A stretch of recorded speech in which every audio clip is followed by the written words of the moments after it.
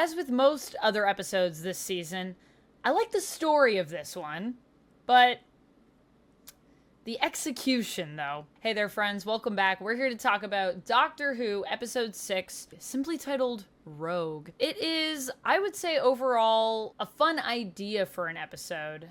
But there are some things for me that just didn't really fully click. But I do like where this was headed. And I do like that it's a fun sort of adventure that's more about... It's basically like an ode, an ode to Bridgerton, it felt like. I have only ever watched one episode of Bridgerton, and I didn't watch the full episode. I've barely seen Bridgerton. That didn't bother me. I mean, that's really cool, and I feel like people that have watched Bridgerton probably really enjoyed this episode. If you've watched Bridgerton, let me know your thoughts on the episode down in the comments. But yes, overall, like I said, a fun idea. Before we get into it, just a little spoiler warning, as I am going to be talking about the ins and outs of this plot. I'm going to be getting deep into spoilers, and we're going to be talking about some things. So, this was an interesting episode. I think what I really liked about this episode is the fact that it's just like a fun, self-contained story. Like, it just feels like a fun little adventure. So the whole idea is that the Doctor and Ruby have traveled back in time to kind of just enjoy this party that's happening. It seems like Ruby basically wanted to experience Bridgerton. And it turns out she's not alone, because what we find here is the Doctor finds a brooding man and is sort of swept away with that, while Ruby is enjoying the party and finds a lot of drama that ends up revealing that there are Chulders who are impersonating people who have infiltrated the party. And when Chulders, who are the alien bird race that we see in this episode, impersonate someone and take their form, they actually have to drain that other person of their life energy in order to adapt that form. So that's a bit of a problem. And we find out through the course of the episode that the reason the Chulders are doing this is basically cosplay. I'm going to forgive this episode for, I feel like, kind of misusing the term cosplay, because I would describe what's happening here more as LARPing, live action role playing. I feel weird. I feel like such a nerd being like, well, technically I would say that's LARPing, but technically I would say that's LARPing. And I felt kind of bad because I was like, hey, why don't we give this one to the LARPing community? This is cool. The whole idea is that the Chulder want to inhabit the world of Bridgerton themselves because, you know, they're aliens and they've still picked up on Earth media, and apparently they got intercepted with some of that. They watched some Bridgerton, I guess, and they were like, yeah, let's go down to Earth and basically play pretend at Bridgerton, which is honestly a hilarious and I think excellent premise for a story. We also get a really cool character who's played by Jonathan Groff, who I really liked. His name is just Rogue, also the title of this episode. And Rogue is a bounty hunter who has been sent here to get the Chulder. He also makes reference to his new boss. There's been a lot of paperwork since his new boss took over.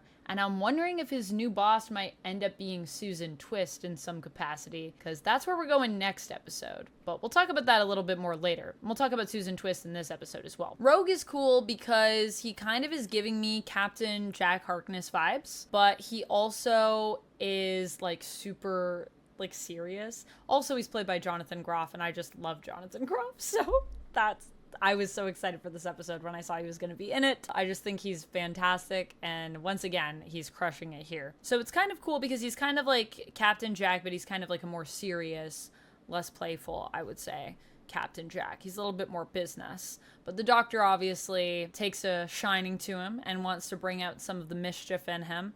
And so it's kind of nice to see the Doctor play that role. And there's some nice flirty moments between the two of them that I quite enjoyed and thought was very cute. I think they make a very fun pair, and I'd love to see them play more off of each other just because it's really, like, they just have great on-screen chemistry, honestly. It's so fun watching them play off of each other on screen. But unfortunately, that doesn't seem to be in the cards. What ends up happening here is we get a miscommunication right off the bat where Rogue thinks that the Doctor is the Chulder. The Doctor thinks that Rogue is the Chulder. Turns out neither of them are Chulders, obviously. They rectify that confused state. They get to know each other a little bit better, and then they set up a plan to go get the actual Chulder and capture them. And Rogue initially is planning on incinerating them, but the doctor ends up making it so that instead of being incinerated, they're just going to be sent to a random barren dimension. The doctor reprograms the Triform so that it'll send the Chulder to a barren dimension instead, because obviously he's not so down with the incinerating anyone, and he doesn't even know what barren dimension it'll be, so it's programmed just to send them to a random barren one, so they'll be by themselves. And they go in and they're prepared to get all these Chulder. Meanwhile, what's happening with Ruby is she's befriended this girl named Emily, but then we find out later that Emily is actually also a Chulder, and then Emily is shown coming for her. We hear a scream, and it's believed that Emily has killed Ruby. Dun dun dun. And this is honestly the part where this episode kind of started to fall apart for me a bit. I was really having a fun time up until this point. I liked the stuff with Rogue. I liked the stuff with Ruby. I liked with the doctor sort of trying to solve this case, and the whole idea of what the Chulder were up to I thought was cool. But the doctor, after thinking that Ruby is dead, gets very emotional, which makes sense. I'm not saying that this was a mistake in terms of Ncuti's response or anything like that, or even the direction in the episode. I just think, why are we doing this? I thought this was going to be the episode where I was going to get to see Gatwa just having a little bit more fun as the doctor, like a little bit more light-hearted action, like not so heavy. Like, sure, maybe the world is in peril, but we don't need the waterworks. But the waterworks have returned again. And I just feel like every episode, like I need a cry counter at this point. I don't mind crying. I think the doctor can cry. I think that's fine. I just don't think it should happen every episode, because then it cheapens the emotional weight behind it, which really sucks, because when you have a performer like Ncuti Gatwa, who I feel like is amazing, you're kind of wasting that emotional weight by doing this every episode. Also, I feel like Ruby has already been in peril so many times. Like near death, dead, and then isn't, and then fine, that the next time we put her in that situation and she, you know, dies, I'm not even going to believe it. And maybe that'll be real, and that will have really happened. And I'll be like, whatever. And then I'll find out it's real and be like, oh. And it won't have as much of an effect on me because we're playing around with it so much. Of course, it turns out, as Ruby's, you know, death was off screen, which I kind of anticipated, that probably means she's fine. I was like, I don't know, is she dead? And then I was like, well, we probably would have seen it. Like, that would be a waste. It turns out she's not. We also get, in this whole revelation moment, we get another flashback to when the doctor promised Carla. I think we've already had a flashback to this moment, but let me know if I'm wrong.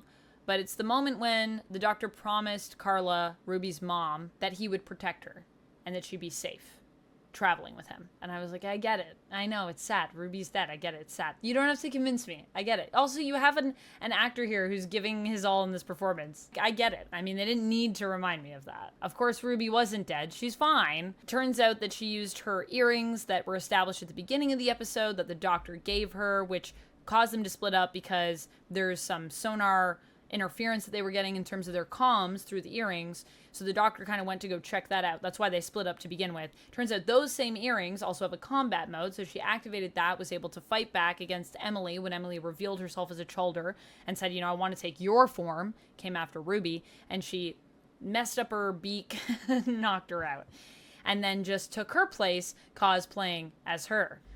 Technically, like I said, LARPing as her, but that's fine. And then what ends up happening there is that she's still, because she was pretending to be the Chulder impersonating her, she ends up stuck in the reprogrammed Triform with the other Chulders and can't get out because once it's deadlocked, you can't get out. Except that you kind of can. I don't know if this is supposed to have been clarified when the doctor increases it to carry like up to 6 beings and says that it's like a weight. There's a weight restriction on it with the Sonic, and basically says it'll be a one-time use because I've changed it in this way, so it's going to burn out. So we'll use it once and then won't be able to use it again. So I don't even think it would be usable for them to even track where they went if they wanted to, because it burns out. I'm not sure if that clarifies what happens next, and it's supposed to be like Indiana Jones, like we're going to transfer the weight.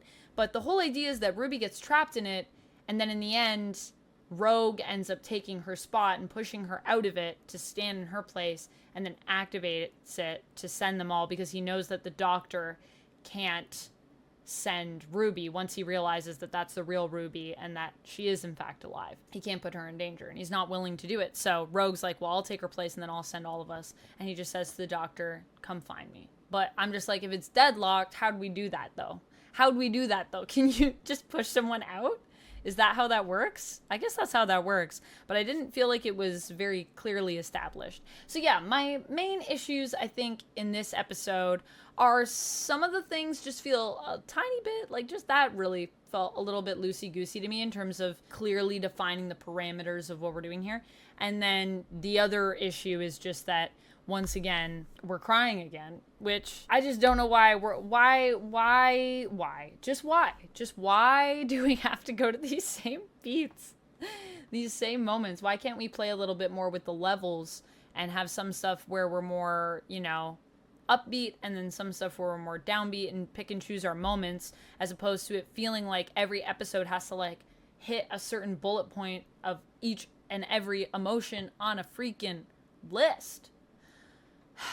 So I'm really hoping next episode we get a little break from crying, because as much as I love crying, there's a time and a place, and I don't think it needs to be every episode. But also, I will say something that I really liked in this episode in terms of an emotional response that we got from the doctor that I thought was really interesting, was how the doctor says initially, you know, I don't think that we should incinerate the Chulder. Like, I know that you have your orders and whatever, but I don't really care. So I'm going to take the Triform and I'm going to reprogram it. So instead, it'll just send them to a random barren place in the Tardis, does that. And then later, when he finds out that Ruby has been killed by a Chulder, which of course we later learn is not true, the doctor asks how long the Chulders live for. And Rogue responds something like 200 years or something like that. And the doctor's basically like, good. So they can like suffer for a long time. And I was like, whoa, the doctor is going, the dark side of the doctor. The doctor is going off. We are seeing the doctor's dark side. And I love how the doctor is like, I won't kill anyone, but I'm a Time Lord, baby. So I will definitely put someone in a situation where they could technically be tormented for eons, and I would be super fine with that. Like, it's really a fate worse than death. It's so messed up.